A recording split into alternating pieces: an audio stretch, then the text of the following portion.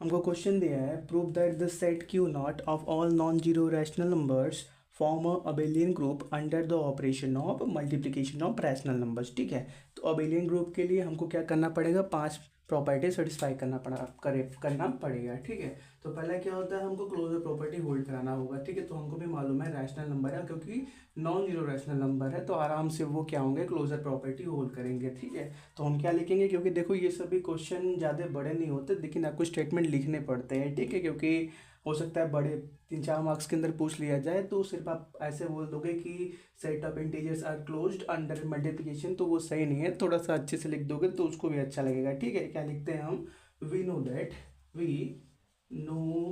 That the multiplication of non zero rational number मतलब Q naught, जो symbol बना हुआ है उसका। ठीक है, non zero rational numbers are closed with respect to multiplication of rational number. ठीक है, are closed with respect to multiplication of rational number. ठीक है, तो ये बात प्रूफ हो गया कि हमारे पास non zero rational number with respect to multiplication closure property को होल्ड करते हैं। कोई भी दो नॉन जीरो रैशनल नंबर को मल्टीप्लाई करोगे, जो नया मिलेगा वो भी नॉन जीरो रैशनल नंबर के अंदर से ही आएगा। ठीक है, are close with respect to multiplication of non zero rational number. Non zero rational non zero rational number मतलब जीरो को छोड़ के जितने भी रैशनल नंबर बच रहे हैं वो सभी। ठीक है, रैशनल नंबर जिसके अंदर पॉजिटिव पार्ट भी आएंगे, निगेटिव पार्ट भी आएंगे। ठीक है, फिर दूसरा क्या होता है, एसोसिएटिव। क्या है हमारे पास, क्लोजर प्रॉपर्टी है। ठीक है, दूसरा क्या होता है, एसोसिएटिव। तो आपको भी मालूम है, कोई भी 3 नंबर ले लो, उनको मल्टीप्लाई करो, जो नया मिलेगा वो भी एक नॉन जीरो रैशनल नंबर ही होने वाला है, क्योंकि जीरो तो यहाँ पे ले नहीं रहे, तो कोई प्रॉब्लम तो होने वाली है नहीं। एसोसिएटिव। ठीक है, एसोसिएटिव की प्रॉपर्टी हम क्या बोलेंगे, all non zero rational number are associative. Non zero rational numbers are associative with respect to multiplication, with respect to operation multiplication। ठीक है, ऑपरेशन मल्टीप्लिकेशन। दूसरी प्रॉपर्टी भी होल्ड हो गई। ठीक है, प्लीकेशन। फिर तीसरी प्रॉपर्टी क्या होता है, हम एग्जिस्टेंस ऑफ आइडेंटिटी निकालते हैं। ठीक है, एग्जिस्टेंस ऑफ आइडेंटिटी निकालते हैं। ठीक है, तो देखो हम क्या जानते हैं, we have one belongs to Q naught. One एक ऐसा नॉन जीरो रैशनल नंबर है जो non zero rational number set के अंदर से आता है। आल्सो वी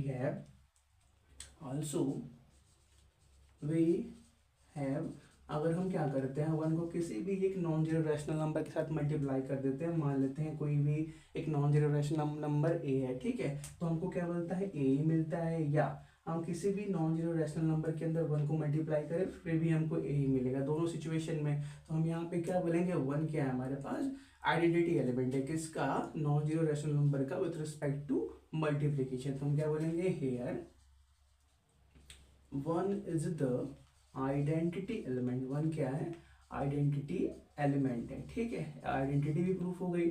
फिर क्या होता है, नेक्स्ट हमारे पास इनवर्स निकाला जाता है। ठीक है, तो आइडेंटिटी को नोट करो, थोड़ा सा इसको नीचे कर लिया जाए। हाँ ठीक है, अब क्या करते हैं, इनवर्स के बारे में बात करते हैं, इनवर्स। ठीक है, तो मान लेते हैं कोई भी एक एलिमेंट ए है जो क्या non zero rational number set के अंदर से आता है। ठीक है, let a be a element belongs to set of non-zero rational number, then 1 by a also belongs to set of non-zero rational number। अगर हमारे पास 5 है, वो set of non zero rational number के अंदर से आता है, तो 1/5 भी आएगा।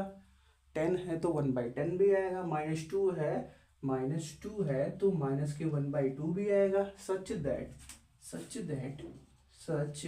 दैट अगर हम क्या करते हैं, दोनों का मल्टीप्लिकेशन करते हैं, ए और 1/a का मल्टीप्लिकेशन करते हैं, तो हमको क्या मिल जाए, ई मिल जाए, मतलब आइडेंटिटी एलिमेंट मिल जाए, मतलब क्या 1 मिल जाए, क्योंकि यहाँ पे आइडेंटिटी एलिमेंट 1 आया है तो 1 मिल जाए। या अगर हम क्या करें, उसी ये क्या बोलते हैं, उसके काउंटर पार्ट से उसको मल्टीप्लाई करें, तो उस सिचुएशन में भी 1 ही मिले। कोई आगे पीछे किया हुआ है कि हम कोई भी नॉन जीरो रैशनल नंबर के अंदर वन बाई ए मल्टीप्लाई करें, या कोई भी वन बाई ए के अंदर ए को मल्टीप्लाई करें, हमेशा हमको वन ही मिले, मतलब इसका आइडेंटिटी एलिमेंट मिले। तो इस सिचुएशन में हम क्या बोलेंगे, वन बाई ए क्या होता है, इनवर्स एलिमेंट होता है। किसका, हर एलिमेंट का। हर एलिमेंट अपने इनवर्स पार्ट के साथ एग्जिस्ट करता है, अपने काउंटर पार्ट के साथ, ऐसा बोल सकते हो।